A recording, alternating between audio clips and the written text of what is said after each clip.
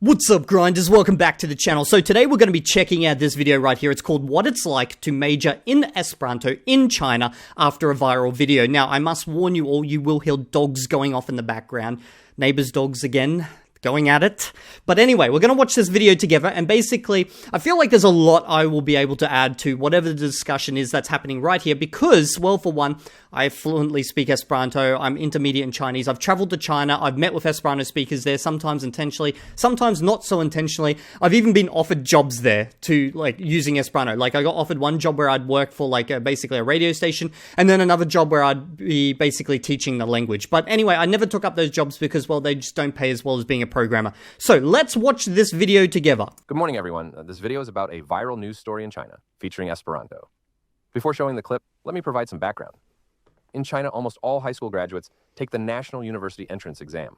Hundreds of thousands of students in the same province take the same test, and university admissions are based on their rankings.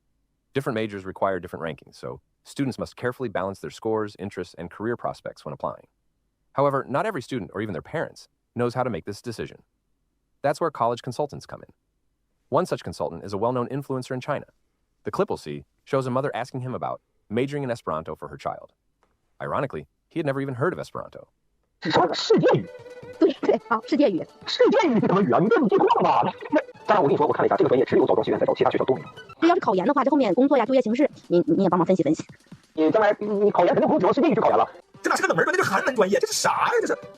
Okay, that was it was a little bit fast there for me to actually catch the Chinese, because I do actually have this video sped up a little bit, just so we can get through it in time, but yeah, that must have been quite surprising for him, because obviously the general populace, they don't know what Esperanto is, although there is a lot of Esperanto stuff happening in China. Most of it's, well, I'd say the vast majority of it is government funded in different ways, so basically there's a lot of Chinese propaganda that's translated into Esperanto, but also just due to historical reasons, you will find a lot of Esperanto support within China. And I hope I can segue into some of the stuff, because I've got some pretty crazy stories. First heard about Esperanto on a job hunting TV show. An older contestant told the judges he could speak it, but ironically, he couldn't say a single word when asked. Esperanto was quite well known. I've had that experience before. So me and a mate, okay, we were at a park once together. It was one of those parks where you can go and you can just randomly jump into playing volleyball or something, just with random strangers. Anyway, my mate and I were standing there on the sidelines, and we were talking about languages, and we were talking in English at the time, although we both spoke Esperanto, and we mentioned Esperanto, and some old Turkish guy, he was like, "Did you say Esperanto? Oh, I speak that language." Well, I did when I was younger, and I was super excited, and so was my mate. So we just started asking him in Esperanto, what could he say, and unfortunately he didn't remember anything anymore, but that was just the most random of occurrences. And yeah, you will hear people say, funnily enough, that they speak this language because they just assume that no one else does. Known in the late 1980s. There was even a TV program dedicated to teaching it, called Hope.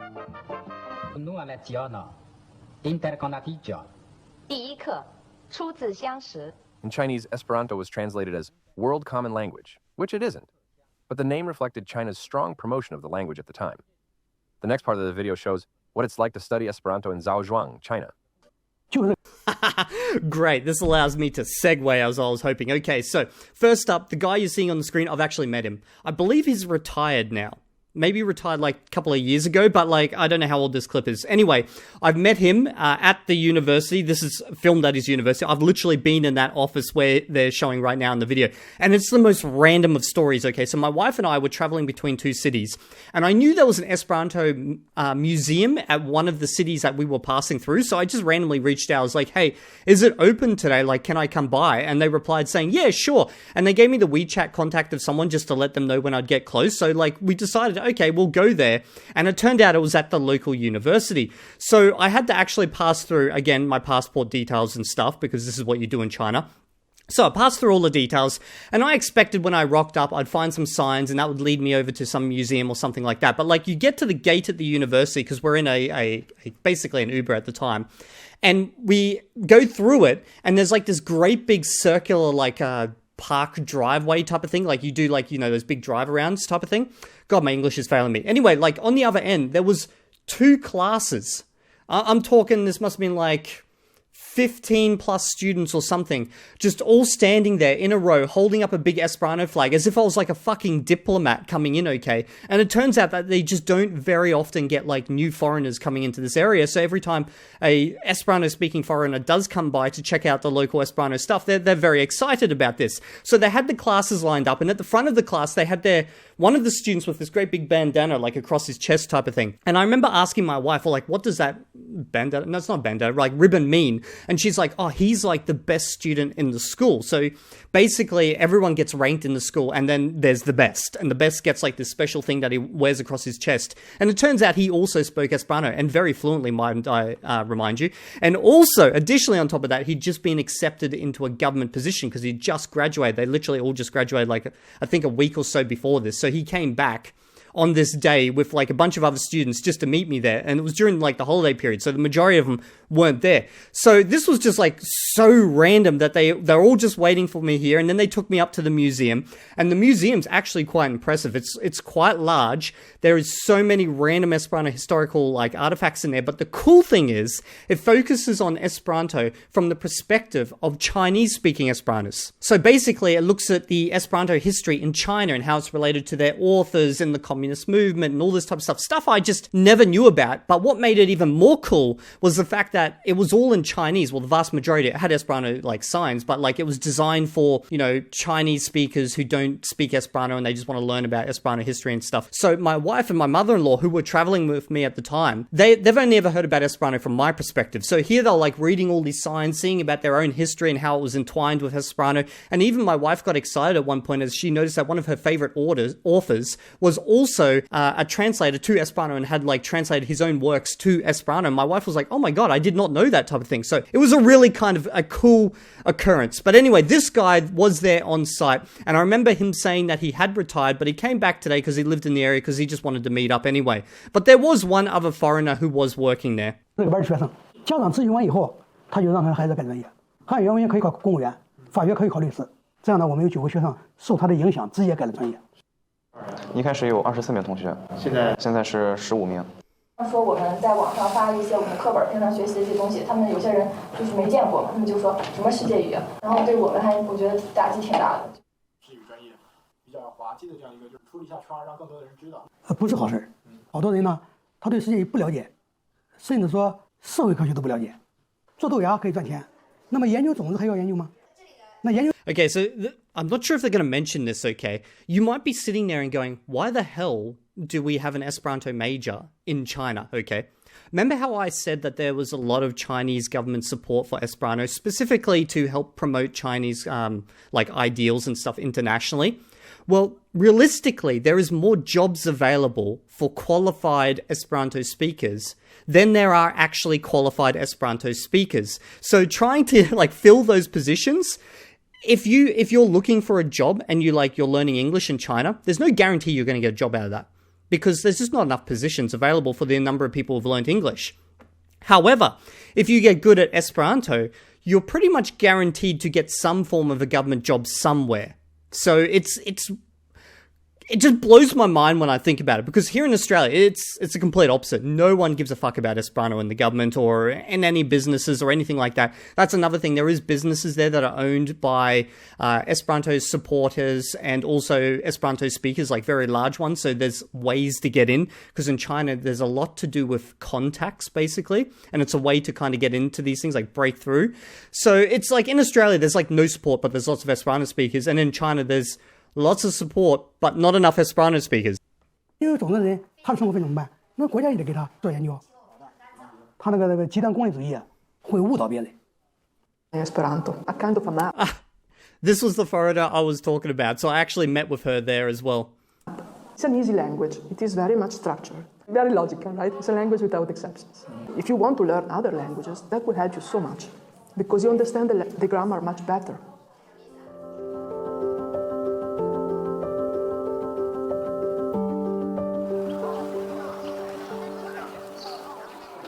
Mi lernis anstataŭ manĝi，什么意思？ Basically, just ask them like, I'm learning instead of eating. 我学习而忘记了吃饭，就我学习代替了吃饭。说你干什么不干什么，动词前面用这个 anstataŭ。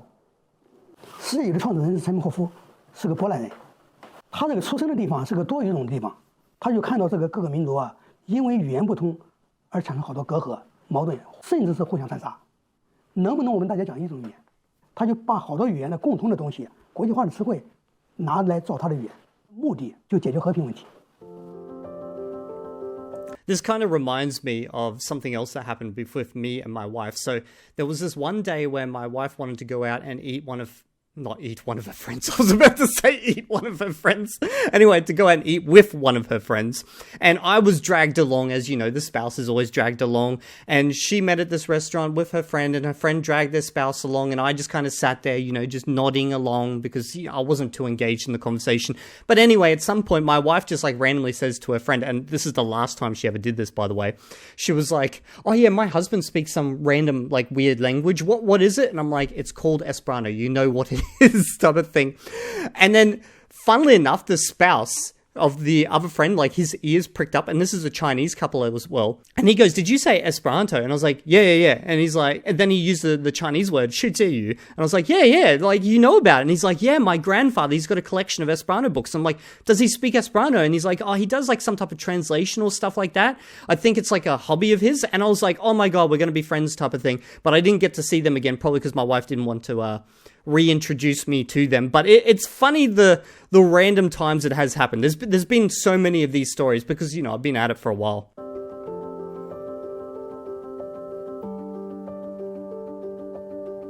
1910年左右，万国博览会大部分都使用世界语，甚至各个国家都有世界语商会。每年拿饮料就是世界语品牌。I've had that drink. I knew it was an Esperanto word, but it's just funny it's been mentioned. 从世界语创始到现在，据统计有5万多本书。自然科学、社会科学，包括哲学、军事学，方方面面。现在的汉语拼音新华字典上还有一条解释，汉语拼音来源借助了世界语的发音。Here's another random fact, okay? Most of you will not believe me. You're going to have to go do some research. Okay, so I think it was around the time of the Chinese Revolution, might have been before it, but basically there was a time when they were trying to decide how to make their entire population literate in writing Chinese, because obviously at the time, the vast majority of the population could not write Chinese. It was something that basically educated people did. And there was lots of internal discussions among the elites around the universities and the heads of universities, and even politicians at the time who were trying to figure this problem out, how to approach this. There was obviously discussions about simplifying the language and various other things, but one serious discussion that was actually happened, like you can find information about it online, is whether they should try replace the Chinese language for a different language. And that language that was being discussed was actually Esperanto. Now, you may think, nah, this is complete bullshit, Evildea. What are you on about? I thought it was bullshit. And then I researched into it, and it was a legit discussion that was happening. Now, if I was to put it into terms for us to understand, imagine if the heads of, let's say, Harvard University, some of the most prominent teachers there, some of the politicians in America are all discussing replacing English with Esperanto because it would be easier to educate the population. Just imagine that was happening. Now, that doesn't mean it's going to happen, but that's a pretty high level discussion to be having, right? So yeah, it's a fascinating bit of history. 1980年我们高中毕业。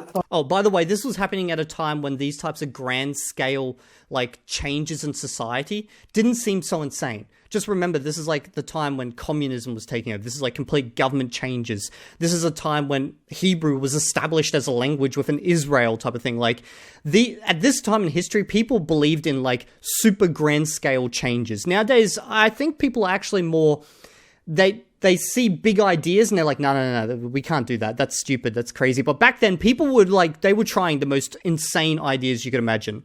到了煤矿做临时工，突然有一天，我这个同学拿了个小录音机，就告诉我是学了世界语用的，就是我那第一次听说世界语。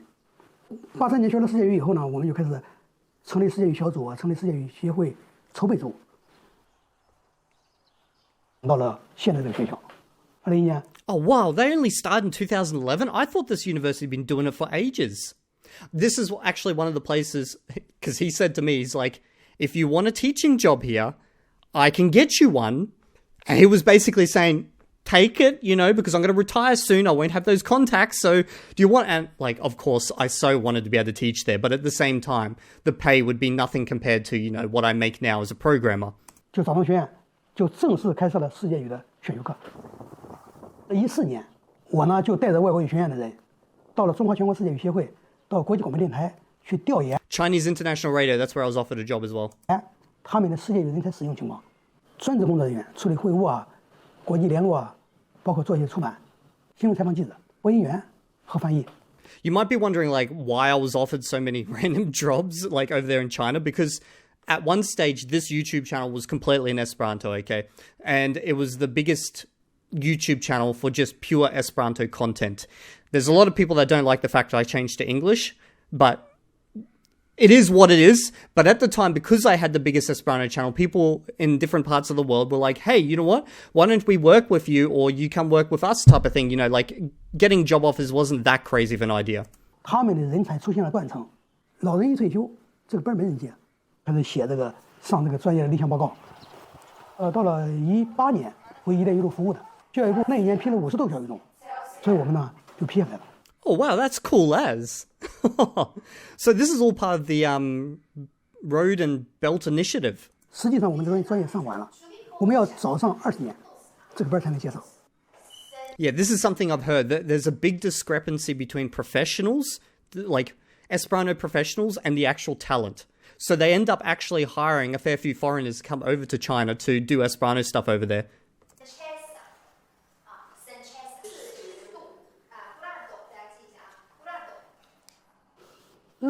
They're the only university. I thought there was at least 3 others. Because when I went to, or maybe they've shut their courses or something, that's always possible.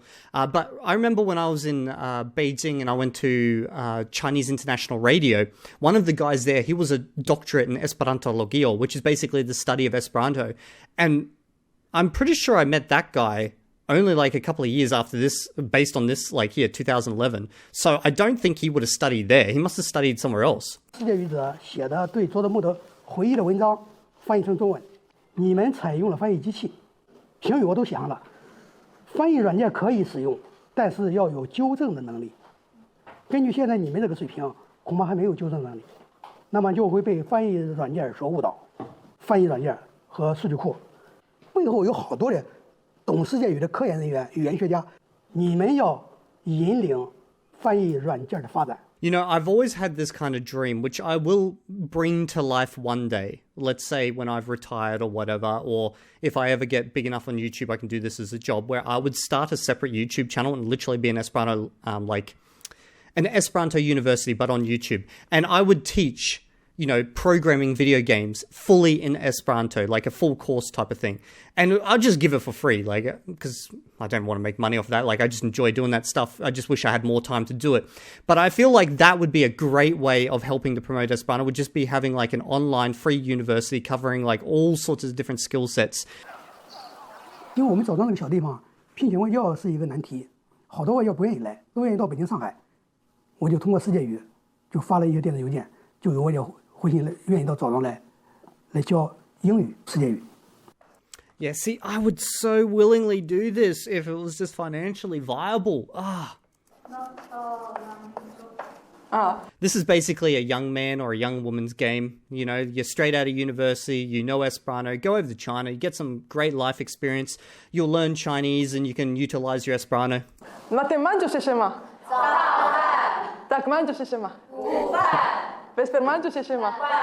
Her Chinese has improved. Why did you decide to come here? I'm vice president of an association of Esperanto teachers, so I kind of feel the responsibility to if there is something that is so important to have it grow, right? I already know a lot of people, so I have a lot of friends. I was working in Yunnan before. I was also teaching Esperanto to the students that were going to become stewards and stewardesses. So as you can see, there's other schools. See, this is the thing about China. It's so interesting. Like, I found there's some primary schools in southern China. I forget the location, but there's videos on YouTube where you can see them teaching kids Esperanto. She's talking about something I've never even heard about before. They're teaching Esperanto to stewards and stewardesses over there. Jesus, next time I get on the plane, I've got to test out my Esperanto.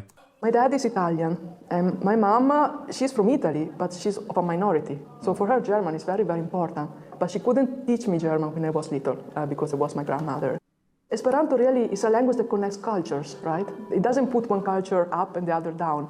a different view, way of seeing the world. So it teaches you to value different cultures.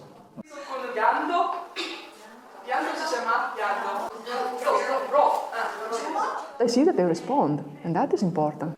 So they try to understand also things that are a little outside of their comfort zone. Maybe also my Chinese will improve. It's a good thing. I think it has. I heard her speaking Chinese when I was there. 这个博物馆呢是个地下的。 Yeah, this is the Esperanto Museum. Now, when you go through this entrance, hell, they might show in a second, but there's like this giant friggin' mural of Mao Zedong, and then on it is like what he wrote about Esperanto, because there's like some... He basically said, you know, if Esperanto can help with the world revolutionary, blah, blah, blah, blah, then Esperanto is worthy of, you know, being supported and all this type of stuff. And it's something that, you know, because it comes from a very well-known leader, they hang it up, they make it big, it's all blowing up and stuff. 人防工程，我们呢综合利用。我跟学校建议收藏世界语史料，世界语者去世，有一部分呢有留遗言的，可以捐给我们，但是也有一部分他不相信早上学院。早上学院这么小的学校，你能办博物馆吗？我交给你了，你给我丢了怎么？ Oh my god, so that book you see there, that's basically Esperanto by direct method. Now, I actually learned Esperanto initially from this book, but the English version, because it's been translated into so many different languages. But the way it works, direct method, is that straight away they're speaking in the language. However, they start super simple and they use the language to teach the language. So it's like what I would deem to be the best way to use comprehensible input to learn a language. Start super simple, learn the basics so that you know enough to start teaching the next part, and then the next part, next part. And basically, you learn the entire grammar of the language and the language itself through the language. 北京语言大学的李文林教授就反驳了他们，柴门霍夫发明世界语的城市比亚利斯托克只有3万人，就把他们怼回去了。世界语的原版图书，这个图书呢大概有1万本。 Yeah, I remember when I was in here, I was exploring through all these books. We've got a massive Esperanto library here in Sydney as well, but it's not as big as this one. 日本出版的柴门霍夫文集大概花了4万块钱，发行量少啊。奥匈牙利生活，经济综合刊物。作为博物馆来说，尽量的能收到就收到呗。是专门报的世界语专业，还是被调到咱们这个专业？是被调到的，比较小众的一个专业吧。然后学这个，在同行业的那个竞争压力可能会小一点。上了1个学期嘛。Yep, so as you can see, the competition is less. So it's fascinating. 选专业的时候其实也在犹豫过。我父母是有点担心以后的就业问题。我都学了1个学期了，然后我都有起色了，不想再把它放弃。Domo li felicia instrumento kai gridanto. She's not too bad. She's not too bad. Like her pronunciation is completely understandable. It's got a bit of an accent, but obviously. Yes, 自然报世界语一个人都没有。假如说没有条件，我们连教育机会都没有，我们这个语言的领地更小，更推广不了。你没有学历，没有学位，你解决不了吃饭问题，这不是恶性循环吗？ Like, you guys probably expect this, but if this YouTube channel ever gets big, I would be funding lots of different Esperanto activities. One of the main things I'd probably fund is the production of, like, high-quality movies. Like, just stupid-ass movies, like freaking zombie movies and things like that. Just because, like, we need this stuff. We need, like, the education, university. We need the movies, all this type of stuff. 经济社会发展、国际形势变化、学生们就业、志趣、选择、志向都会有一些影响，所以今天想来先听听同学们的意见和建议。参加了2、3考研，但是就是现在条件不太好，在准备考教师编。我现在在幼儿园当老师，幼儿园不限专业。枣庄这个地方确实也对世界语的了解比较少。 所以他们忽略了我的本科专业，根据高中的活动来选出。谢谢，很坦率。是，如果说我们在第1步的这个门槛就被卡在外面了，就是专业的限制就被卡在外面，那我们又能用什么样的方式去解决这个？很好，你是最佳辩手。